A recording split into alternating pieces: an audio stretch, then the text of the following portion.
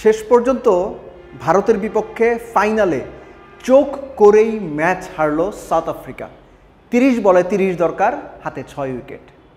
24 বলে 26 দরকার, হাতে 6 উইকেট।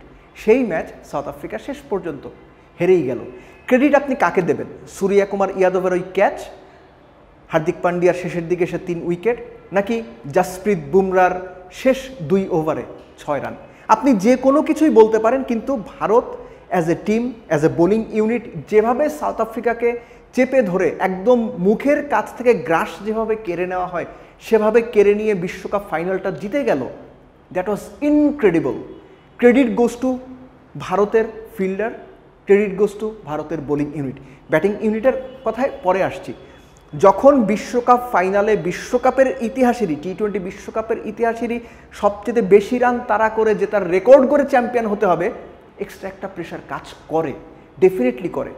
সেই 177-এর টার্গেটে সাউথ আফ্রিকা দারুণভাবে এগিয়ে যাচ্ছিল। পাওয়ার প্লেতে তারা 42 তুলেছে 2 উইকেটে, যেখানে ভারত তুলেছিল 45। মিডল ওভারের যে জায়গাটা, সেখানে সাউথ আফ্রিকা ইন্ডিয়াকে একদম আউটপ্লেড করে দিয়েছিল। খেয়াল করে দেখেন, ইন্ডিয়া পাওয়ার প্লেতে করেছিল 73, 2 উইকেট হারিয়ে। সাউথ আফ্রিকা সেখানে 105 রান তুলেছিল 2 উইকেট হারিয়ে, এবং তার ফলেই ইকুয়েশনটা নেমে এসেছিল 30 বলে 30, 24 বলে 26-এ।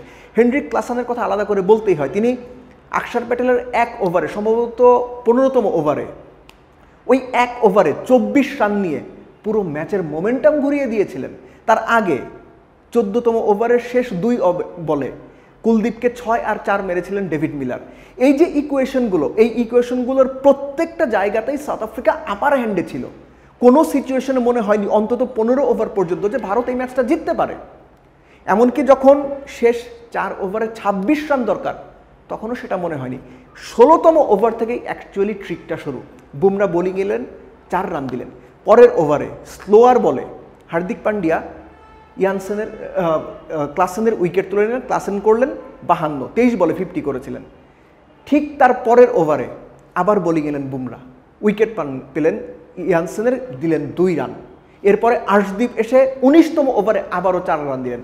খেয়াল করে দেখেন, 17, 18, 19, এই 3 ওভারে অ্যাকচুয়ালি রান হলো কত? 10 রান। শেষ ওভারে গিয়ে হার্দিকের কাছে ওই 16 রানের ইকুয়েশনটা সাউথ আফ্রিকার মেলাতে পারেনি। সম্পর্কগুলো যেন থাকে মমতায় ঘেরা। ভারতের ব্যাটিংয়ের দিকে যদি আমরা ফিরে যাই, বিরাট কোহলির যে ইনিংসটা, আপনি মনে করতে পারেন যে 2014 টি-20 বিশ্বকাপের ফাইনালে এরকম সিমিলার একটা ইনিংস বিরাট কোহলি খেলেছিলেন শ্রীলঙ্কার বিপক্ষে। যদি ভুল না করে থাকি, 58 বলে বোধহয় 77 করেছিলেন। এই ম্যাচে 59 বলে 76। স্লো ইনিংস অনেকের বিবেচনায়, অনেকে মনে করবেন বিরাট কোহলি ফর্মে ফেরার জন্য ম্যাচটা খেলেছেন, কিন্তু বাস্তবতা হচ্ছে যখন আপনি কুইক 3 উইকেট হারিয়ে ফেলবেন, তখন বিশ্বকাপ ফাইনালে অন্তত ফাইট করার মতো 150-60-এর স্কোর, উইকেট যদি 180 উইকেটই ছিল, ওই স্কোরটা করার জন্য কেউ একজনকে দারুণ রোল প্লে করতে হতো, কেউ একজনকে স্টেডি রোল প্লে করতে হতো, ক্যালকুলেটিভ ক্রিকেটটা খেলতে হতো। বিরাট কোহলি সেটা করেছেন। আকসার প্যাটেলকে নিয়ে 72-73 রানের জুটি করেছেন 52-53 বলে।